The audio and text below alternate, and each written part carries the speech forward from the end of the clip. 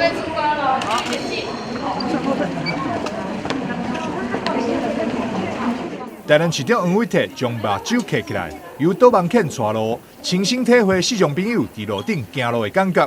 虽然看袂到路，但导盲犬详细又细腻的倒影，撇开了路顶的障碍物。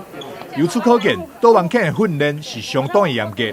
但路顶的状况是千变万化。为了让家适龄族群以及导盲犬有一个良好的行路空间，台南市政府甲惠光导盲犬学校伫5日7天签署家适龄无障碍空间宣言。低势能无障碍家园签署同意书。无障碍家园的一个签署，事实上台南市是6都里面最后一个签署的，但是我们希望说，从今而后，我们希望能够把这个对于低势能的这个好朋友，他们的一个生活环境，以及他们的生活居家环境，以及他们在公共区域的一个环境，来做一个好的一个整理。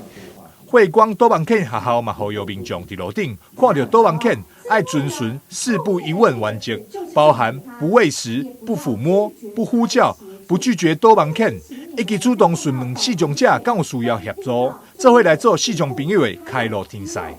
其实20万的台湾的视障者及家属在生活上遭受到的这些障碍和困难，其实绝大部分是来自于2280万明眼人。因为认识不够和了解不足，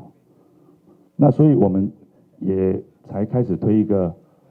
我们的开路天使计划。家适龄无障碍家园宣言签署的重点包含视障无障碍引导、通道无障碍、楼梯安全、电梯方便使用、路口设置有声好地点，希望未来公部门伫公共建设，也则是社会住宅设计基础，就会当加入这些设施，做伙让城市变了更加安全、更加友善。台南新闻张硕维采访报道。